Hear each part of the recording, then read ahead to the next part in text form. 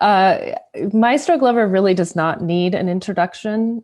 One of the silver linings of this moment that we're currently living in is that we are able to connect with her today.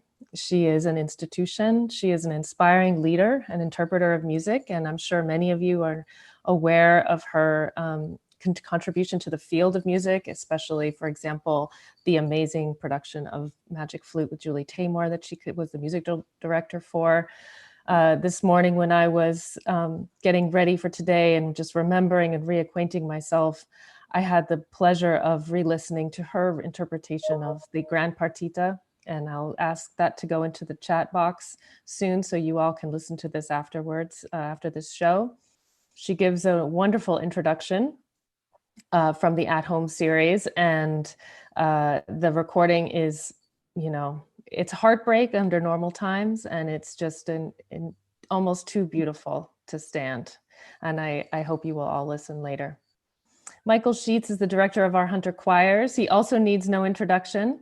He has been a fearless leader of choral singing, which we know has suffered extremely under the circumstances we're living in right now. He's offered hope, vocalizing, musical nutrition to all of us during this period. I'm so grateful to know you, Michael, and I'm so grateful that you are here with our Hunter community leading the choirs. Many of you know that he's not only our Michael, but he's also the assistant director of music for Ignatius Loyola here in New York City, which is a very important musical institution for choir singing and sacred music, and the assistant director of Musica Sacra, the longest, I believe, performing sacred music ensemble in New York City, if I'm correct about that.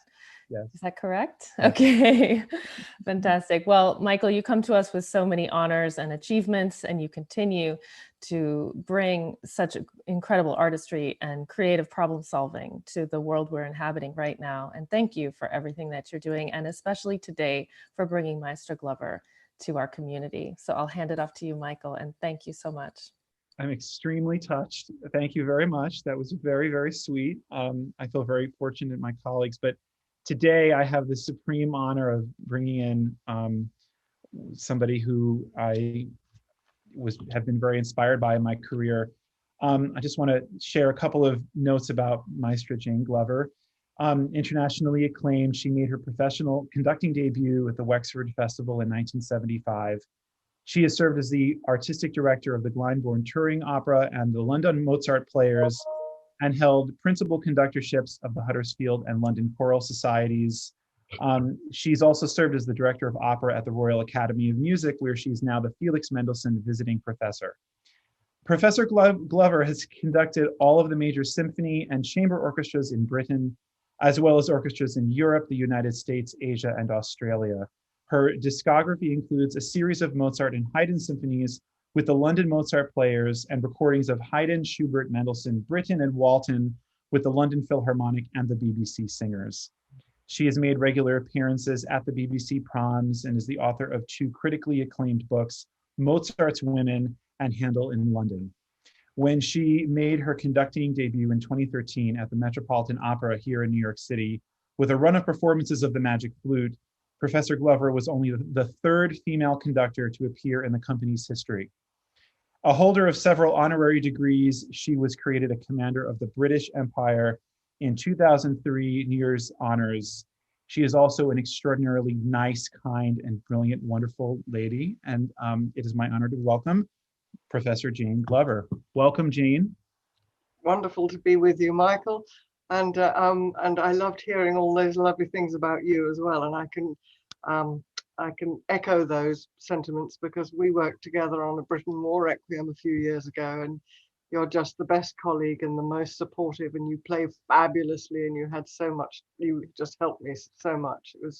Can't wait to work with you again. And it's lovely to be with you all. I wish I was with you in person, but here we are. It's better than nothing. I know, Jane, the feeling is infinitely mutual. But I wanted to just bring you today to talk about one of the pieces that I have found has resonated the most with our student body. And that's, of course, the Mozart Requiem. We did this 2 years ago. Can I just first ask you, when did you first hear this piece, or when did you first come in contact with the Mozart Requiem? Goodness.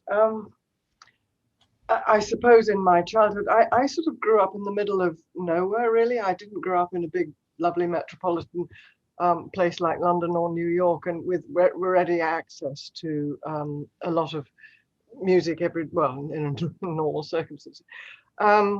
But there was a choral society that in my small town, and my parents sang in it. And I suppose I heard one of those when I was about 11 or 12. And then in due course sang in it and played in it, and eventually conducted it for the first time, and now do it as often as I can. Do you know how often, can you give me a number, how many performances you've led of the Mozart Requiem? I suppose it's about 40. That's amazing. I want to ask you also, do you find every time you do it, do you find new things that you can draw out of it? Absolutely. I mean, I'm often asked this about Messiah, by the way, because I've clocked up over 100 of those. So Mozart Requiem is nothing. but yes, of course, one finds new things in it every time. As you well know, every group of performers brings something different. You can do Mozart Requiem with a huge choir or with a small one. You can do it with a symphony orchestra reduced, or you can do it with the chamber orchestra expanded. You can do it with period instruments or modern instruments. You can do it in a concert hall or in a cathedral, or all these things make a huge difference to what you do with it. I mean, not of course to your basic sort of thoughts about it and interpretation of it, but there is always that thing that we're all missing so much at the moment, that wonderful communion between musicians as we put this together, whether there are sort of 120 of us or 38 of us. And then the other thing that of course is so crucial in performance is the dialogue with the audience. And I think often audiences don't realize how important they are in any live performance. It was extraordinary. Just a quick anecdote, nothing to do with Mozart, but between lockdowns here in London, one or two theatres started opening, and the Bridge Theatre, run by Nicholas Heitner by Tower Bridge, did a series of monologues, actually by Alan Bennett. So there was one actor on stage at a time, and they reconfigured the auditorium so on. And I went several times to see several of these monologues, and not only were they brilliantly performed by leading actors, and they lasted about an hour, and so it was all very well dealt with.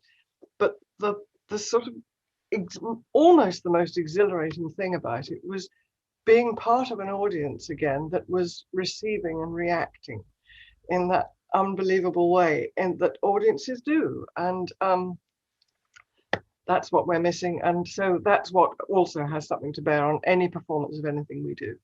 Well, yes, absolutely. And Maestro Glover, I wanted to also just say, of course, that the context here is that we're living in this year of immense loss and of suffering and of pain.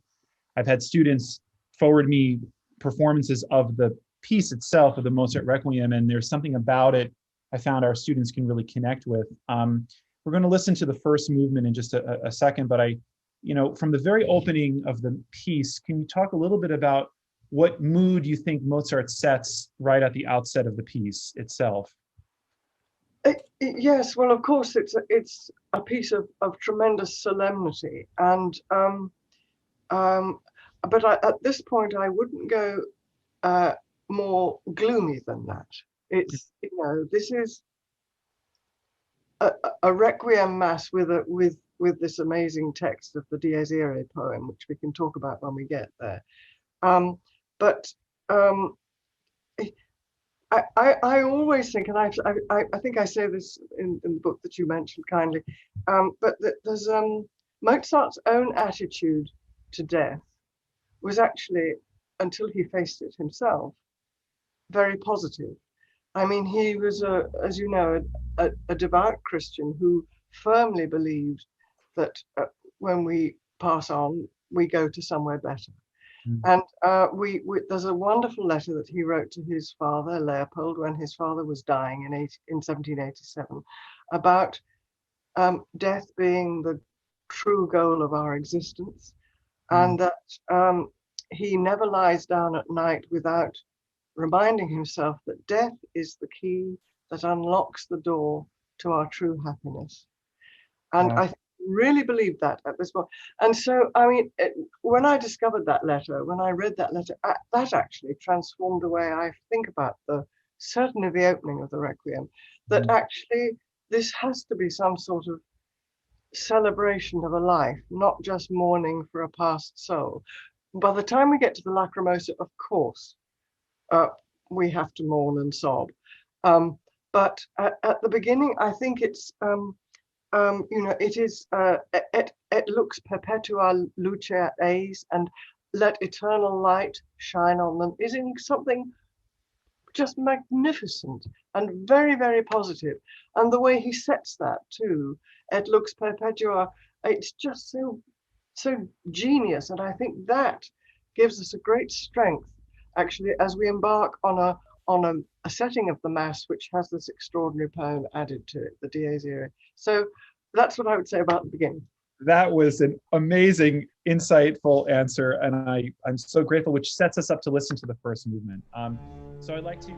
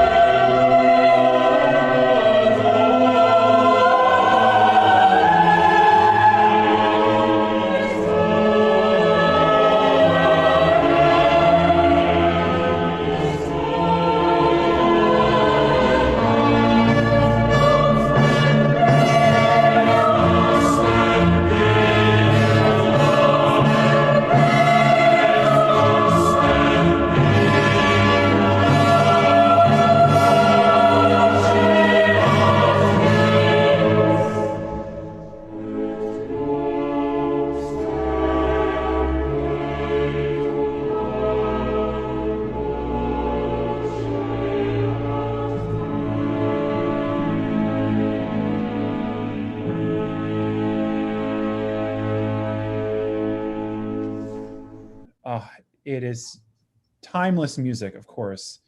Now, Maestro Glover, may I just ask you, before I speak about the piece itself, before, in the year 1791, Mozart was composing opera, a lot of it. Do you think that there's something operatic about this piece?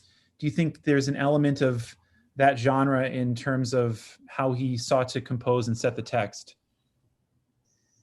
No, funnily enough, I don't. I mean, I think he was. It's an interesting question, Michael, and maybe I'd be interested to know what you think. But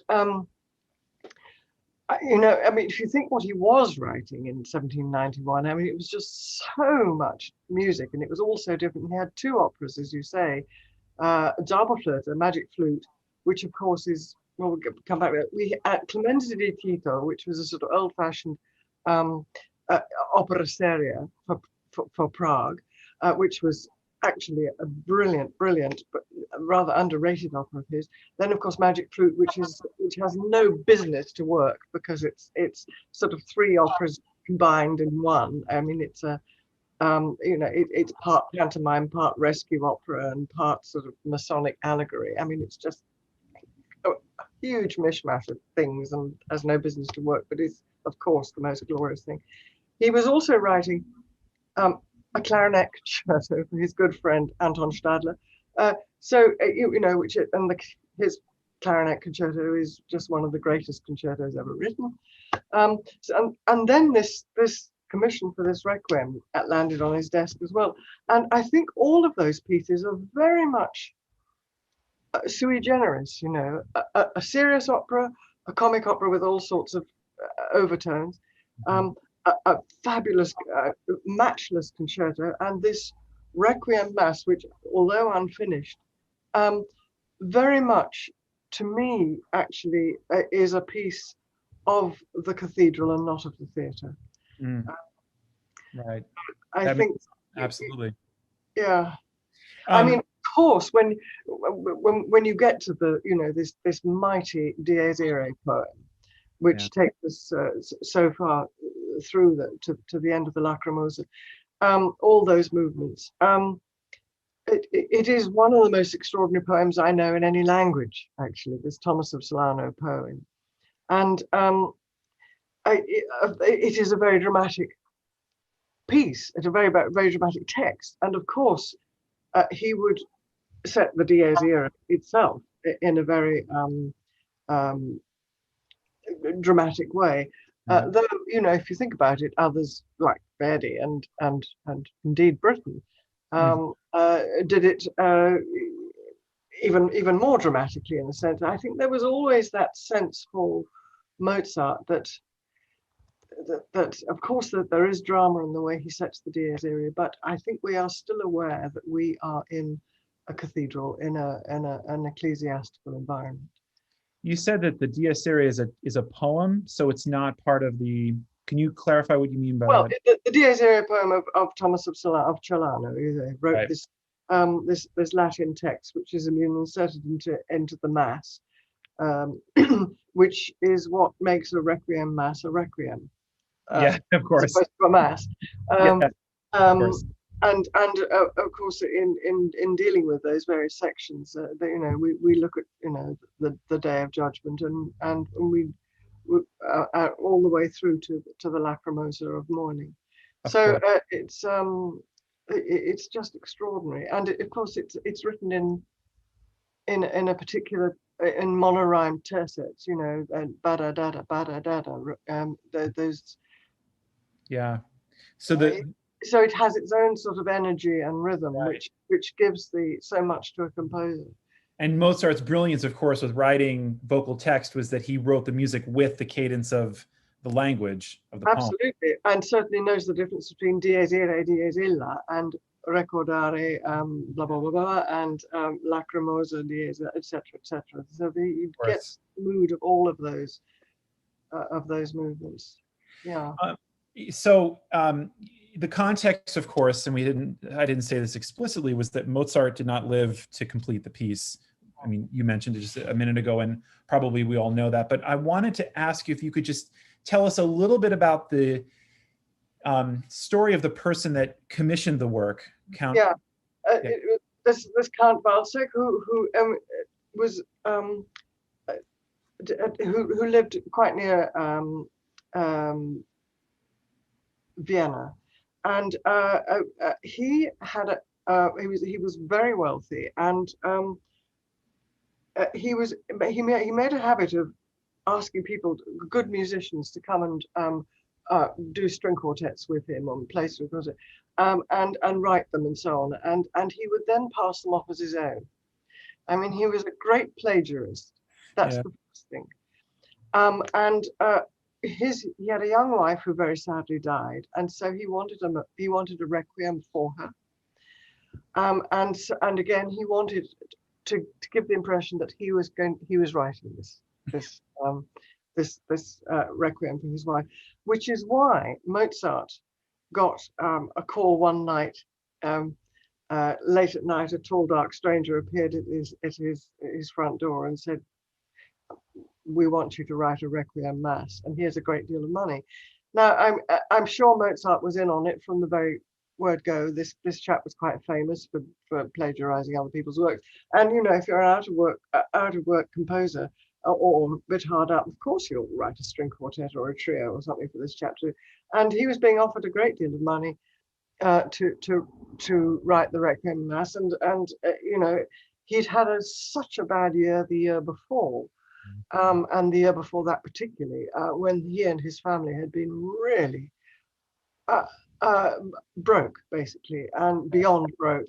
That, like all of us who've been there, you never want to be there again, and you just take every commission you've got. And although his as I say, his composing desk was already piled high with commissions, huge commissions, these two operas plus the concerto. Of course, he readily agreed to do this requiem. And I think, you know, aware of the subterfuge, it would have amused him. He'd been known to write music for other people before. You know, when he was on the staff in Salzburg before he left and went to Vienna.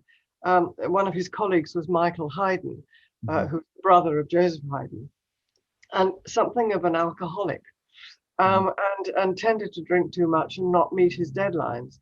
And Mozart was always writing stuff for him just so that, you know, okay, I'll write this for you. Here's, so he was, you know, it was no problem for him. This was something bigger, and basically the money was good, and he didn't mind a bit that it would be under somebody else's name when it was performed. What so far so good. When he starts to write the piece, as we all know, it's partly because of this just too much work in 1791, but also the fact that, you know, he was 35, which is no age at all, but he'd never really enjoyed good health. From his childhood onwards, he'd never enjoyed it. So he was prone to every passing virus and illness, and he would often have to take to his bed. And as the work piled up and the viruses piled in, I shouldn't use the word virus. Okay. 2020. The fact of the history and but he did get very weak and very sick, and he almost began to hallucinate that he was writing this requiem for himself, at which point his wife Constanza said, "Okay, stop. Well, I'm taking this away from you. We're going for a walk in the Prater. We're going to get some fresh air, and you're not going to write that. Just think about, you know, Schikaneder's opera. You know, that's fun." And yes, right. And but it began to obsess him, and of course, in September of 1791, the two operas were finished and had their premieres by the skin of their teeth. Clemenza di Tito, of course, he didn't really finish that. Somebody else had to write the recitatives, and boy, can you tell. Right. That they are not by, I mean, you know, his Susma, who for it was he, did a pretty good job on keeping the curtain up and getting the recitatives written, but nobody writes recitative like Mozart does. And I don't know if you've played them, Michael. When I like to play the recitatives when I do Mozart operas, and oof, those are challenging, you know, that's Right. just to keep them alive. Yeah. You know, but he'd done that in Prague, and then he'd 3 weeks later, Zauberflöte opened in Vienna. These two massive premieres within 3 weeks of each other and miles apart. I mean, you couldn't just get on a bus or jump in a car or fly. You know, these journeys were long to get between them. So he was already exhausted, and Stadler got his concerto, but then he was really sick, and he was desperately trying to finish the Yeah. Requiem. Do you want me to go on with this to the end?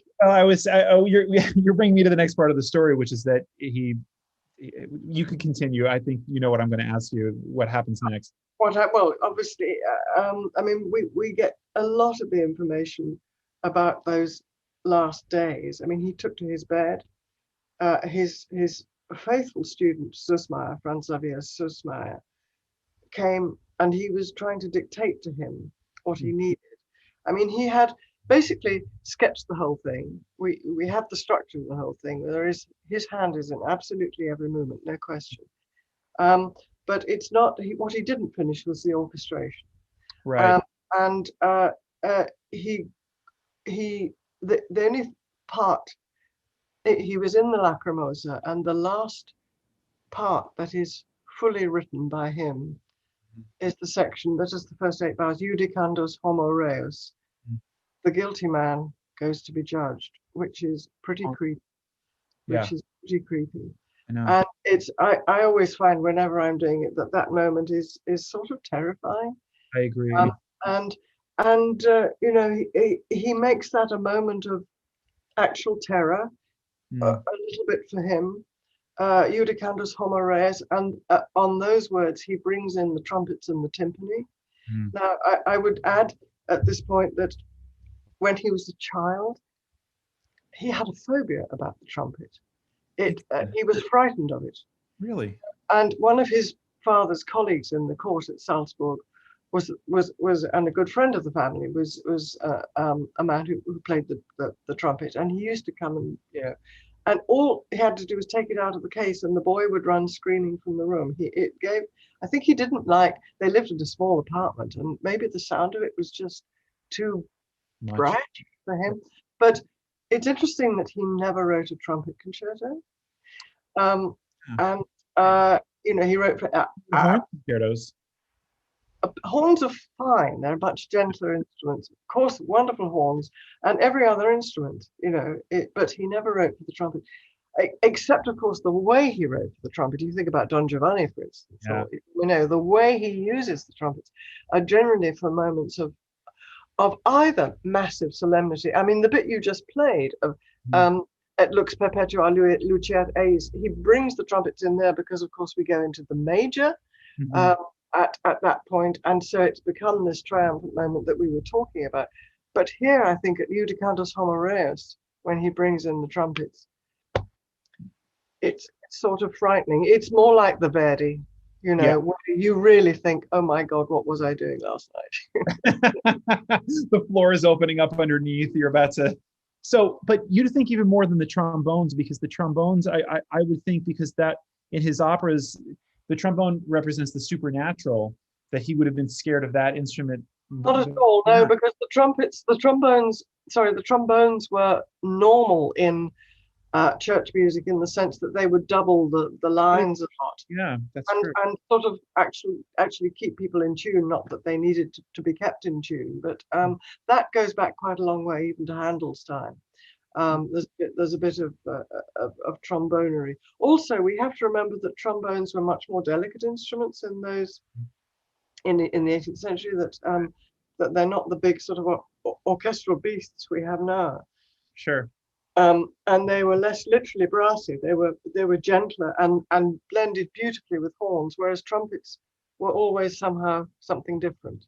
It's a haunting moment in the Requiem, no matter how you slice it. You know, so after he died and those measures were composed, his pupil Franz Süssmayer did the completion. Now, what can you say about his skill, his contribution to the piece?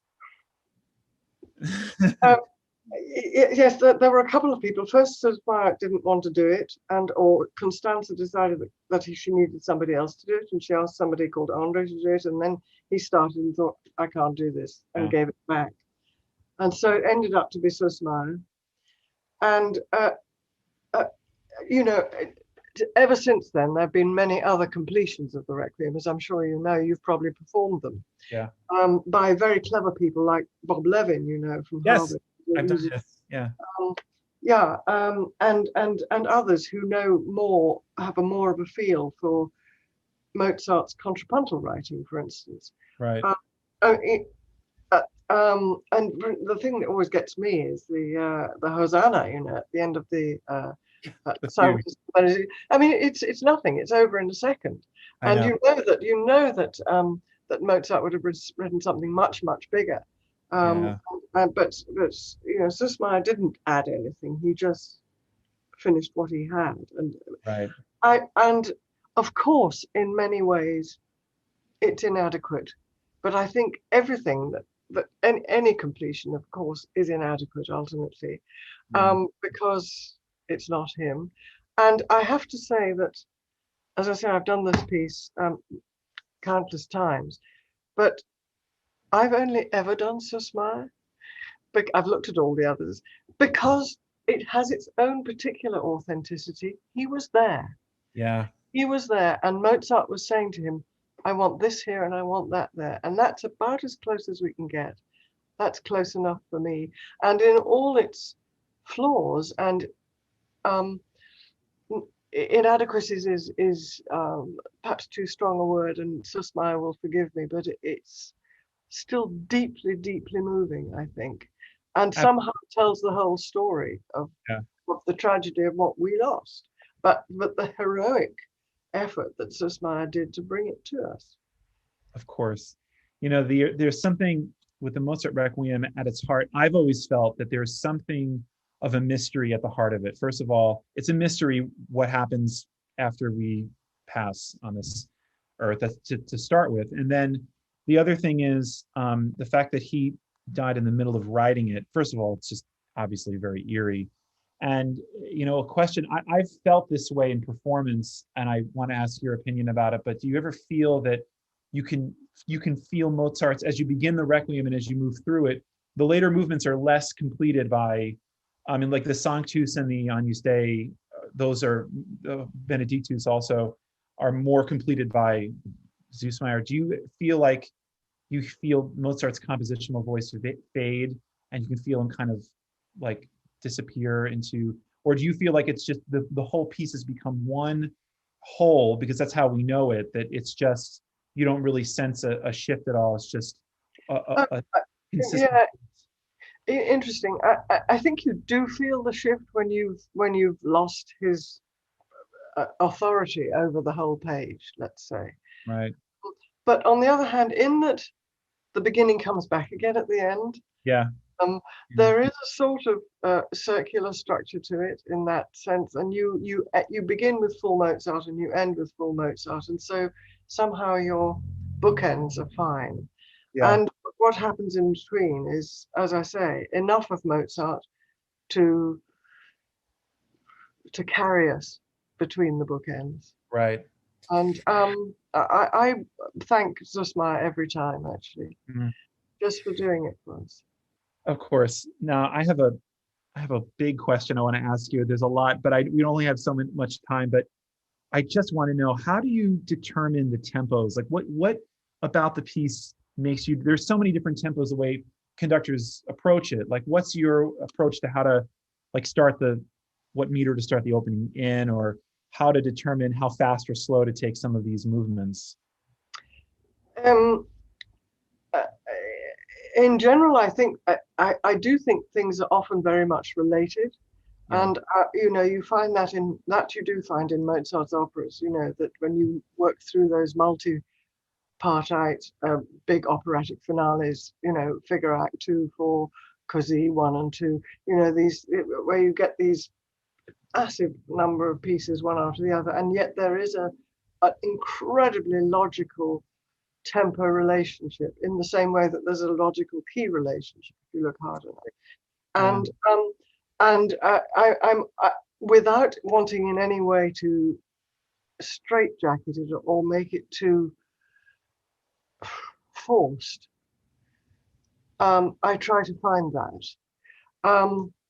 I never want to lose my instinctive response to it, and I think that with Mozart, or the other thing I would say is that with him, of course, he was such a man of the text that the what you do with the text is it really should dictate to a sense, so that the text, it feels natural. Of course, I paused there because I was thinking, well, of course, wait a minute, the beginning of the Tuba Mirum, you sort of have to find a tempo that is not only comfortable for the bass to get through the phrase without breathing with the, if you're lucky, and the trombonist as well, you know.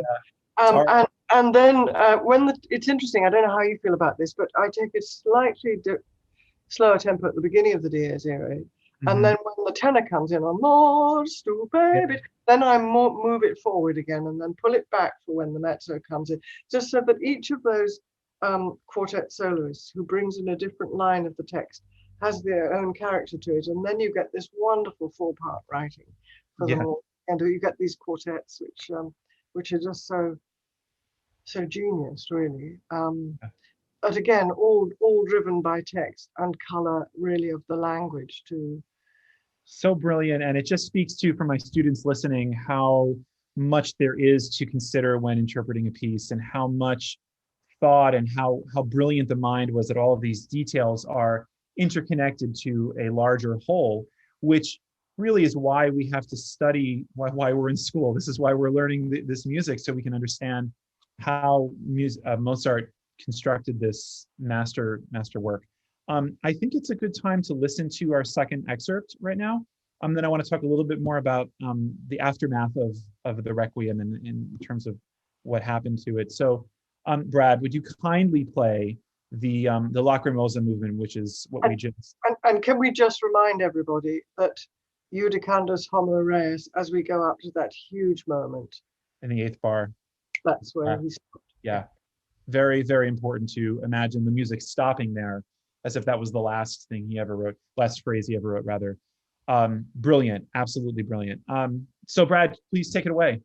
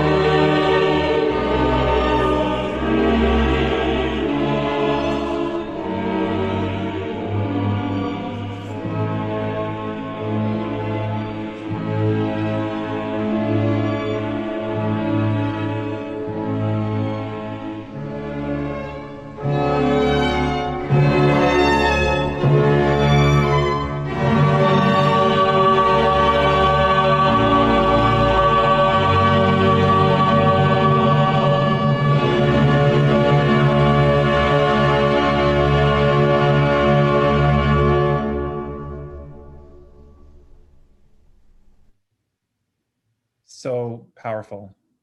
Can I ask you something, Michael? Of course.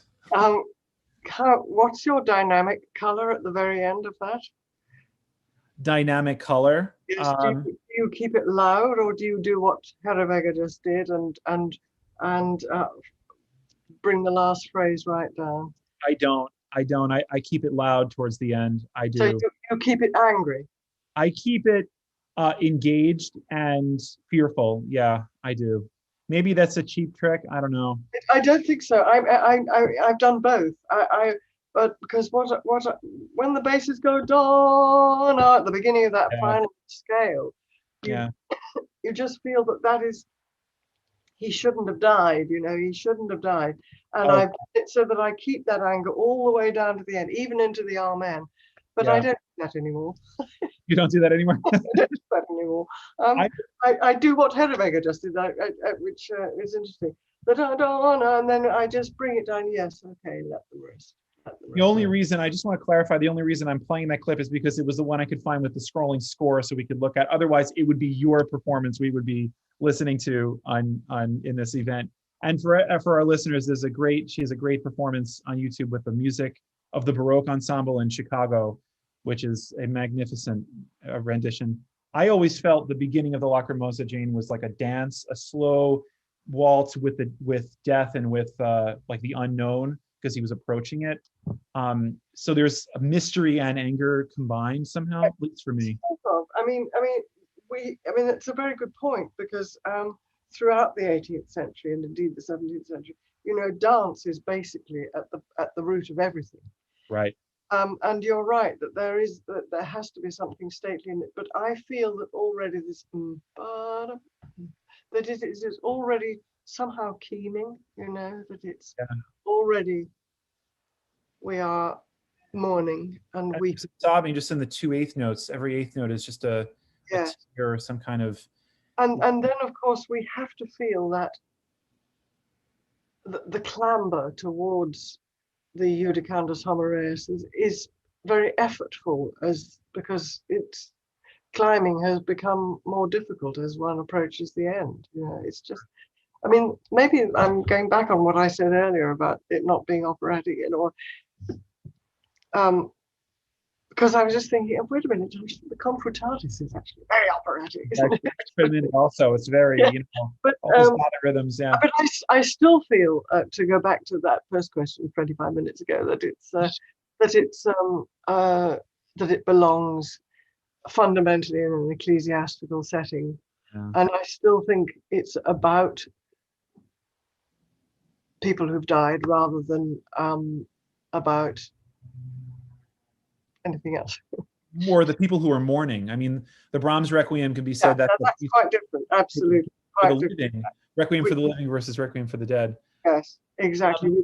What's so magnificent about the Brahms? We could talk about that on some other occasion, if you like. But maybe we will. Maybe we'll have to. That might be in order. But bringing back to something earlier, which was Costanza's role, taking care of Mozart as he died, and you, of course, wrote this fabulous book. Could you talk about her role as the caretaker of Mozart's legacy, and particularly with this piece? Yes, of course. And I'm glad you brought her into it, because can I just have 30 seconds to say that over the centuries and years, Constanza actually had a very bad press.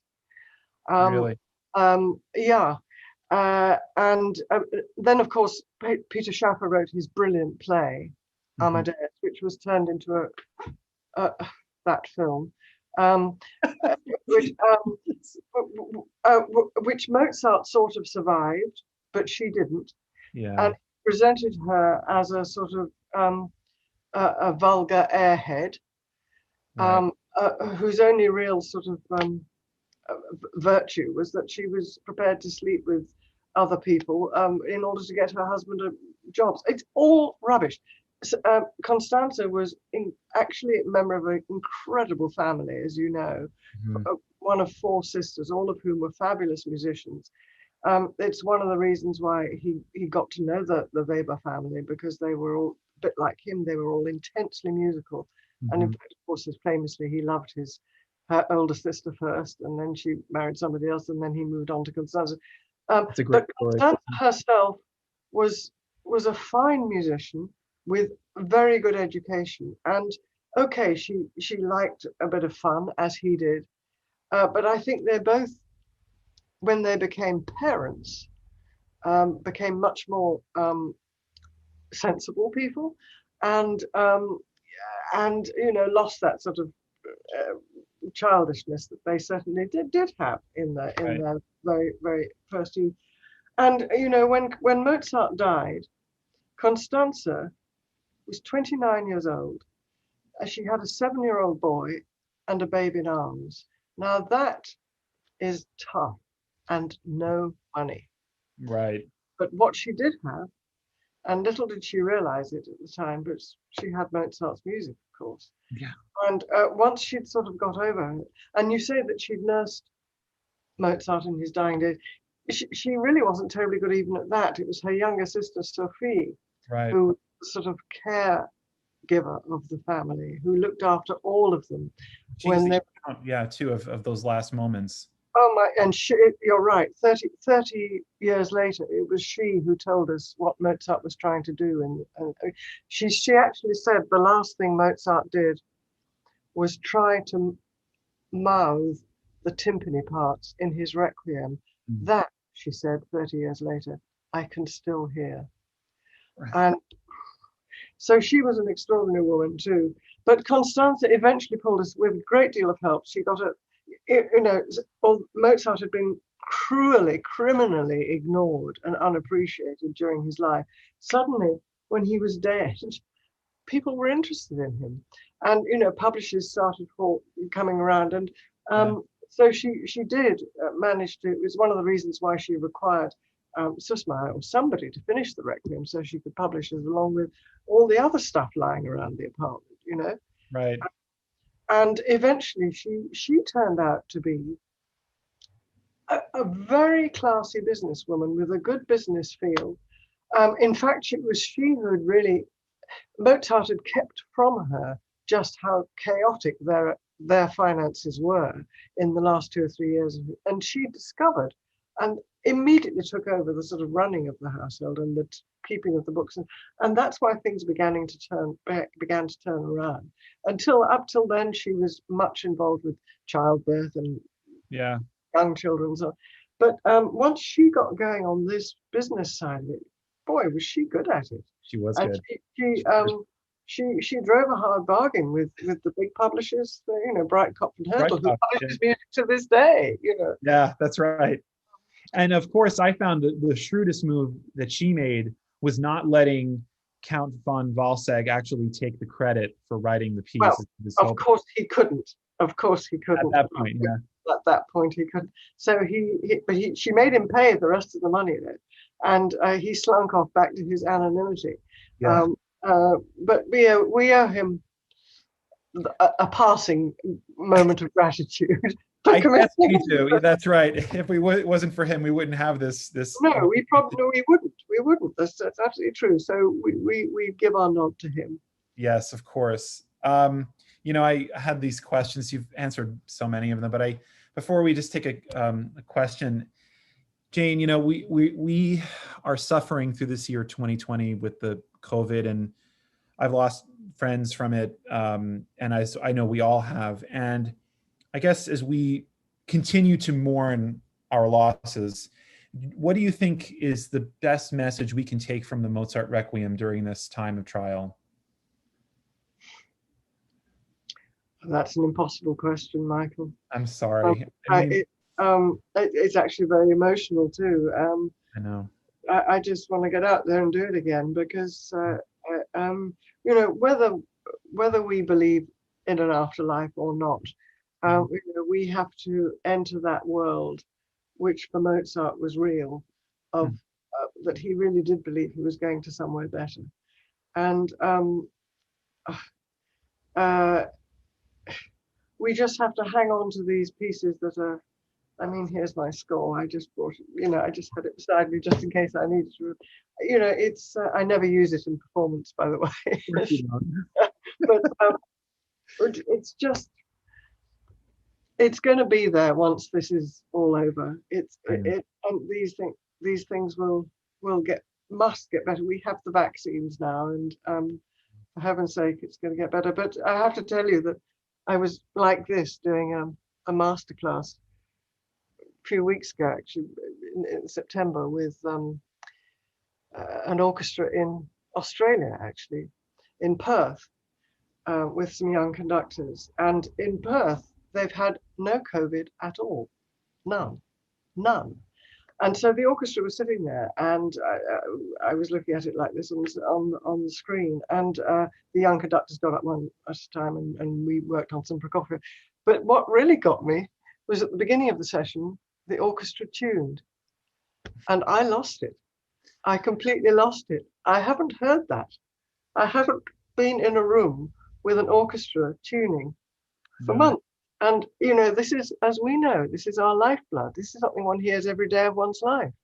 And we are starved of this. But we just have to hang on here, Michael, that we've got the vaccines now. They're coming thick and fast. We have to just vaccinate the planet and get these rates down, stop behaving stupidly. And Amen to that.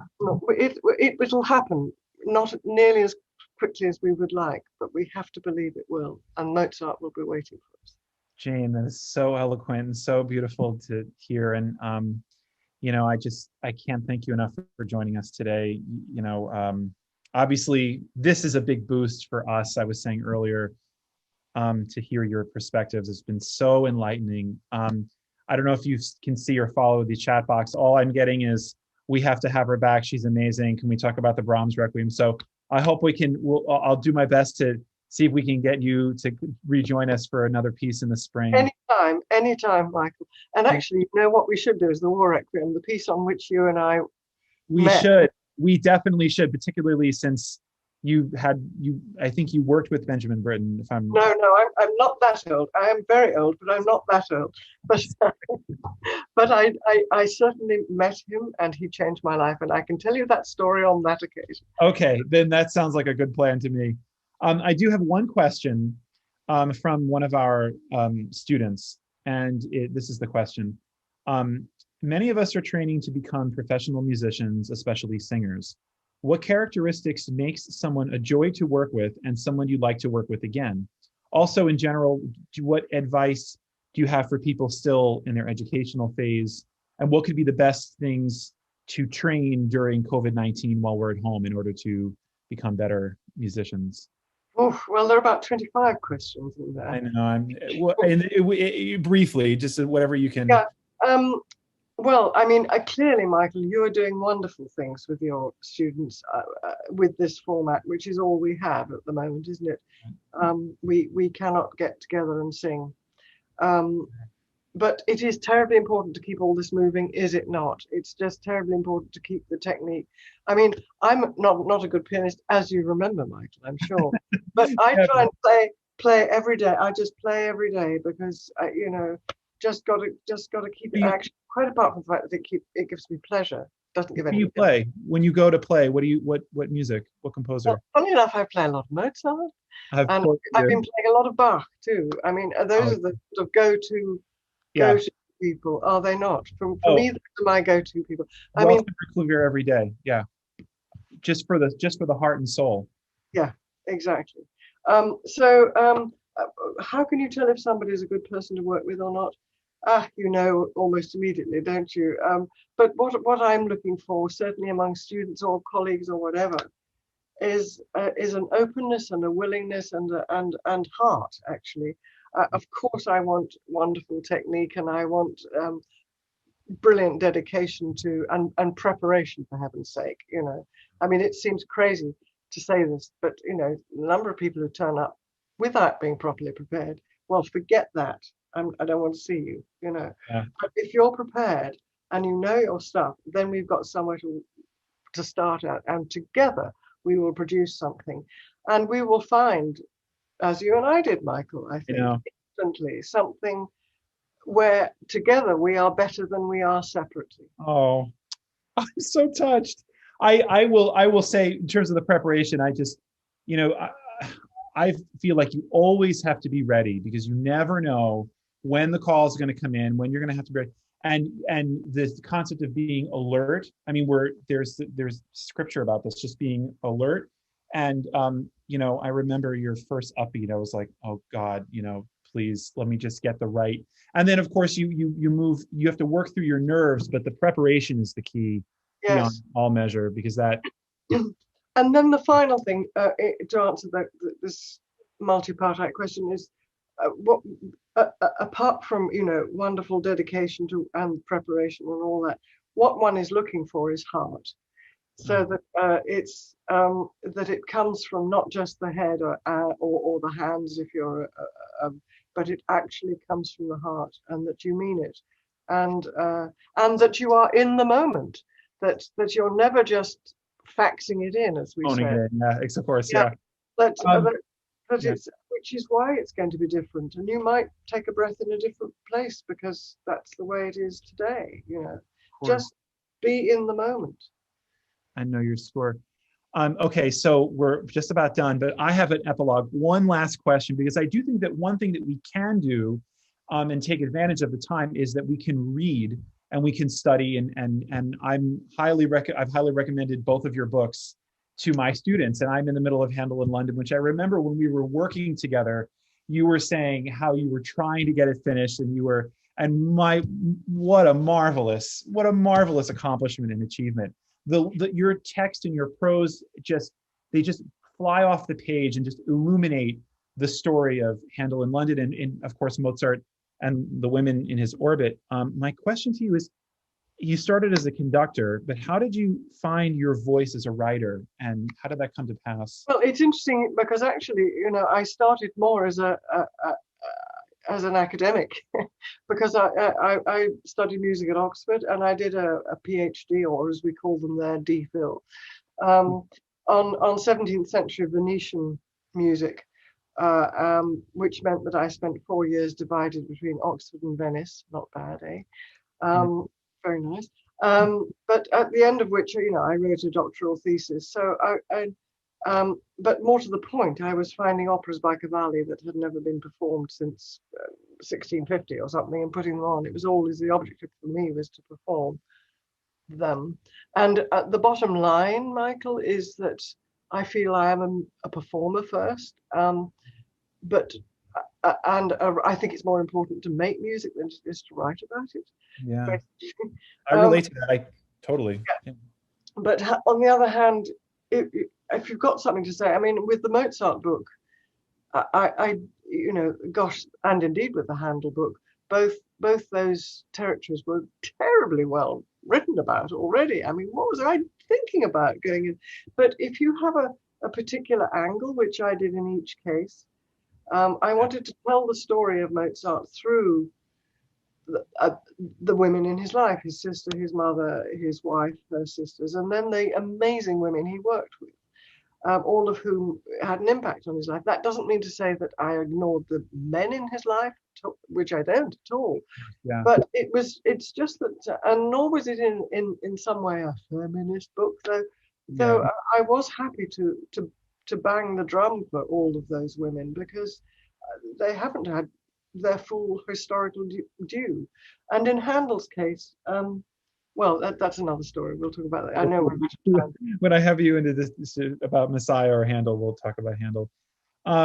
I just want to reiterate how Professor Glover's practice and scholarship have gone hand in hand with her career, and we should all aspire to rigorous questioning and listening. And so much of Professor Glover's music is available via CDs. Some are on YouTube. She gives wonderful interviews. She has this wonderful discussion with Sir John Eliot Gardner. Of course, yeah. That was a lot of fun. That was fascinating. And they're talking about Bach, and they're talking about Handel, and because those are the areas of their scholarship. So I encourage you all to tune in and listen to that. And I just want to tell you, Professor Glover, what an honor this has been. And I want to thank you so much for the gift you've given us by your grace and brilliance and heart, which you've definitely shared with us today. So I Oh, wish you thank you for safety. having me. I love you, Michael. We must do this again. We must will work do it together. again. We'll work together again soon. My very best wishes to all of you, and we'll get through this. Hopefully we can have you in person when this all passes and you're in New York, and we can continue the dialogue. Absolutely. Have a wonderful holiday. Stay safe, and thank you very much. And thank you all for attending. Bye-bye, everyone. Thank you very much.